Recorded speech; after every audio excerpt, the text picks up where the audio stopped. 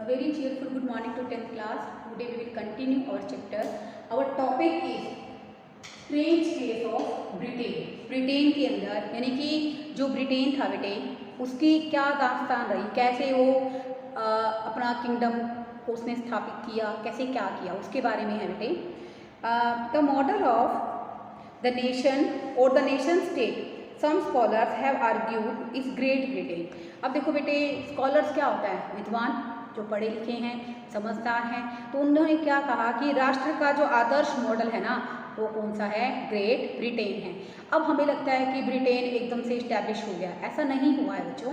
Britain की जो establishment हुई है एक लंबे प्रोसेस के साथ हुई है, उसके बारे में पढ़ेंगे हम लोग. In Britain the formation of nation state was not the result of sudden appeal और रिवोल्यूशन. इसका मतलब क्या है बेटे, बेसिकली जो ब्रिटेन है, ब्रिटेन के अंदर राष्ट्र राजा की नेशन की जो स्पिरिट डेवलप हुई है तो वो एक लंबे प्रक्रिया के बाद हुई है. ये कोई अचानक से हुई, कोई क्रांतिकारी का रिजल्ट, क्रांति होने का या अचानक से कोई उथल पुथल हुई, इसका कोई तरीका नहीं है, उसके कारण नहीं हुई. ये एक लंबा प्रोसेस था. There was no British nation prior to the 18th century. 18th century से पहले कोई ब्रिटिश नेशन नहीं था. The primary identities of the people who inhabited the British islets were ethnic ones such as English, Welsh, Scot, Irish. अब देखो बेटे, जो primary identities थी, लोगों की जो पहचान थी बेटे, अगर हम बात करें तो वहाँ पर रहने वाले जो ब्रिटेन में रहने वाले लोग थे वो क्या थे, अंग्रेज थे, वेल्श थे, स्कॉट, आयरिश, बहुत सारी तरह की जातियाँ थी. ठीक है. And all these are ethnic groups. और ये सब जो जातियाँ थी बेटे उनकी अपनी कल्चर और पॉलिटिकल ट्रेडिशन थी, उनकी यानी कि अपनी सांस्कृतिक और राजनीतिक परंपराएं थी. ठीक है. And it was but as English nation steadily grew in wealth, importance and grew. लेकिन धीरे धीरे क्या हुआ कि जो यहाँ पर ओंगल राष्ट्र था, ठीक है ना, यानी कि इंग्लिश राष्ट्र था. ओंगल का मतलब इंग्लिश से ही है बच्चों. जो इंग्लिश नेशन था बेटे वो अपनी संपत्ति के रूप में और अपनी इम्पोर्टेंस, अपने महत्व के रूप में और अपनी शक्तियों के रूप में उभर कर सामने आने लगा. It was able to extend its influence over the other nations of the island. और इस अंगल राष्ट्र का, इंग्लिश जो राष्ट्र था बेटे, नेशन था, उसका जो प्रभाव था सभी आइलैंड पर नजर आना शुरू हो गया. क्योंकि बेटे यहाँ पर जैसे जैसे जो इंग्लिश नेशन था बेटे, ठीक है ना, वो धन दौलत, अहमियत और सत्ता में उसकी वृद्धि हुई तो अन्य राष्ट्र पर उसने अपना प्रभाव जमाना शुरू कर दिया, डोमिनेट करना शुरू कर दिया. The English parliament which had seized power from the monarchy in 1668 at the end of the protected conflict was the instrument through which a nation state with English at its center come to be forged. एक लंबे टकराव के बाद और संघर्ष के बाद जो इंग्लिश स्टेट था बेटे 1688 में राजतंत्र से ताकत उसने छीन ली और संसद के माध्यम से उसने अपने राष्ट्र राज्य का निर्माण किया. दोबारा से सुनिए बेटा, इसमें यहाँ पर क्या बताया गया है कि देखो जैसे इंग्लिश स्टेट था बेटे, ठीक है ना, इंग्लिश नेशन था, धीरे धीरे उसने उभरना शुरू किया धन के मामले में, दौलत के मामले में, और जितने भी बेटे अगर हम लोग बात करें यहाँ पर उसने अपना डोमिनेंस बढ़ाना शुरू कर दिया था. ठीक है. और इंग्लिश पार्लियामेंट के अंदर बेटे जो मोनार्की थी 1688 के अंदर उसका क्या हो गया था बेटे, एंड हो गया था, उसने उसे शक्तियाँ छीन ली थी और अपनी एक अलग से और पार्लियामेंट के मीडियम से उसने एक राष्ट्र राज्य की स्थापना की. और जो राष्ट्र राज्य की उसने स्थापना की उसका सेंटर क्या था बेटे, इंग्लैंड था. ठीक है. The act of nation in 1707 between England and Scotland had that resulted in the formation of United Kingdom of Great Britain. Mean in fact that England was able to impose its influence on Scotland. इसका मतलब क्या है बेटे, जब England और Scotland के बीच में, ठीक है ना, एक्ट ऑफ यूनियन 1707 को अप्लाई किया गया, यूनाइटेड किंगडम ऑफ ब्रिटेन का क्या हुआ, गठन हुआ. दोबारा से सुनिए बेटा, तो यहाँ पर इंग्लैंड और स्कॉटलैंड के बीच में एक एक्ट था 1707. ठीक है.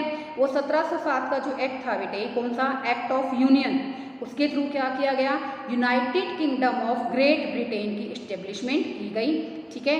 और यहाँ पर बेटे इससे जो इंग्लैंड था बेटे उसने क्या किया, स्कॉटलैंड पर अपना डोमिनेंस जमा लिया, अपना प्रभाव जमा लिया.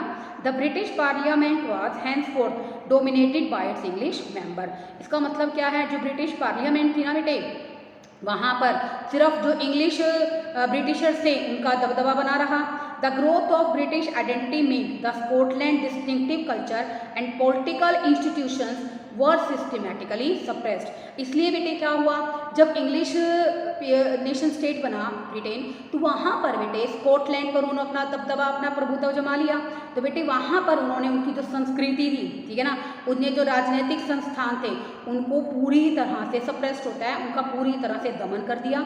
The Catholic clans that inhabited the Scottish Highlands suffered terrible repression whenever they attempted to assert their independence। अब देखो बेटे, जब भी स्कॉटिश आइलैंड में रहने वाले जो लोग थे बेटा, कैथोलिक क्लब के लोग थे, कैथोलिक वर्ग के लोग थे, जब भी उन्होंने बेटा अपनी फ्रीडम के लिए हर तरह से अपोज किया, जब भी उन्होंने अपोज किया, उनको हर तरह से उनके अपोज को कुचल दिया गया, यानी उनका हर तरह से शोषण किया गया। The Scottish Highlanders were forbidden to speak their Gaelic language and wear their national dress, and large number of forcibly driven out of their homeland। इसका मतलब क्या है, जो स्कॉटिश हाईलैंड के लोग थे बेटा, उनको अपनी गैलिक भाषा बोलने में और अपनी नेशनल ड्रेस, अपनी राष्ट्रीय वेशभूषा पहनने में, ठीक है ना, पूरी तरह से क्या थी, मनाही थी। और इसके साथ साथ बहुत सारे लोगों को क्या किया गया, अपना देश छोड़ने के लिए मजबूर कर दिया गया था। कब किया गया था बेटे, जब ब्रिटेन ने पूरी तरह से स्कॉटलैंड पर अपना डोमिनेंस जमा लिया था। तो उसके क्या क्या रिजल्ट रहे, ठीक है ना, what was the result of dominance of Britain of English nation on the Scotland. Scotland पर क्या क्या प्रभाव पड़े, वो अपनी नेशनल ड्रेस नहीं पहन सकते थे, नेशनल जो उनकी पोशाक थी, अपनी लैंग्वेज नहीं बोल सकते थे, उनकी लैंग्वेज कौन सी थी बच्चों, गेलिक भाषा नहीं बोल सकते थे। और बहुत सारे लोगों को अपना ही देश छोड़ने के लिए, होमलैंड क्या था, स्कॉटलैंड, स्कॉटलैंड को छोड़ने के लिए मजबूर किया गया। Ireland suffered a similar fate. Ireland के अंदर भी ऐसा ही कुछ हुआ। It was a country deeply divided between Catholic and Protestant. वहाँ पर बेटे जो कंट्री थी दो पार्ट में डिवाइड थी, कुछ तो कैथोलिक थे और कुछ क्या थे, प्रोटेस्टेंट थे। द इंग्लिश हेल्प, वहाँ पर बेटे प्रोटेस्टेंट की मेजॉरिटी थी। तो इंग्लिश जो बेसिकली थे बेटा, उन्होंने क्या किया, अंग्रेजों ने आयरलैंड में प्रोटेस्टेंट को धर्म को मानने वाले लोगों की संख्या ज़्यादा थी, उनको हर तरह से अपना डोमिनेंस बढ़ाने में उनकी हेल्प करी। क्योंकि आप सबको पता है बेटे, बेसिकली जो अंग्रेज हैं उनकी एक ही नीति है, फूट डालो राज करो।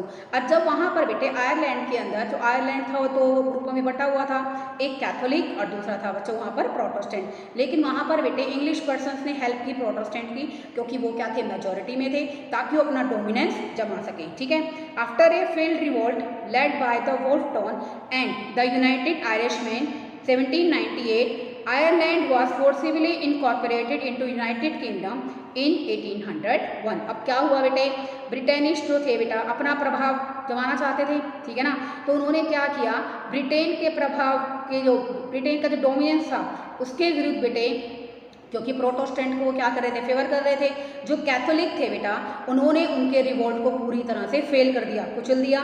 तो इसके कारण बेटे क्या हुआ, जो वोल्फ टाउन थे और यूनाइटेड आयरिशमैन 1798 में, उनके नेतृत्व के अंदर 1801 में ज़बरदस्ती आयरलैंड को ब्रिटेन के अंदर शामिल, यूनाइटेड किंगडम यानी कि ब्रिटेन के अंदर शामिल कर लिया गया।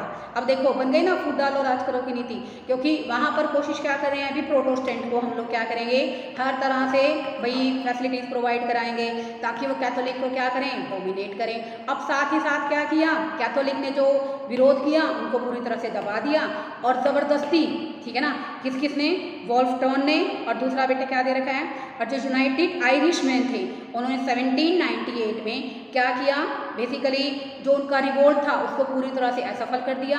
और 1801 के अंदर उन्होंने क्या कोशिश की, कि पूरी कोशिश क्या की, वो कामयाबी हो गए कि उन्होंने हर तरह से क्या किया, बलपूर्वक जो यूनाइटेड किंगडम के अंदर आयरलैंड को शामिल कर लिया और एक नए ब्रिटेन राष्ट्र को क्या किया, प्रचारित किया। और ब्रिटेन राष्ट्र के अंदर जो इंग्लिश संस्कृति थी उसका पूरी तरह से प्रचार प्रसार किया गया। और जो नए ब्रिटेन के बेटा सिंबल्स वगैरह थे ठीक है ना। जैसे उनका एक नेशनल सॉन्ग था बेटे, ठीक है ना, नेशनल एंथम राष्ट्रगान कौन सा था, God save our Nobel king, उसको पूरी तरह से प्रमोट किया गया। ब्रिटिशर्स के जितने भी सिंबल्स थे, जैसे कि उनका ब्रिटेनी फ्लैग था, यूनियन जैक, उसको पूरी तरह से बढ़ावा दिया गया। और पूरी तरह से जितने भी पुराने राष्ट्र थे ना बेटे, वो केवल ब्रिटेन के सिर्फ क्या बन गए, सहयोगी बन गए। तो इस तरह से बेटे ब्रिटेन ने अपने आप की पूरी तरह से डेवलपमेंट की। तो बेटे आज का ये टॉपिक आई थिंक आपको अच्छे तरीके से समझ में आया हो। बेटे अगर कोई भी डाउट होता है तो आप अच्छे तरीके से पूछ सकते हो। आपको हिस्ट्री को वर्ड टू वर्ड इसलिए पढ़ाया जाता है ताकि आपको बेटर तरीके से समझ में आए। ठीक है, ओके, थैंक यू स्टूडेंट्स।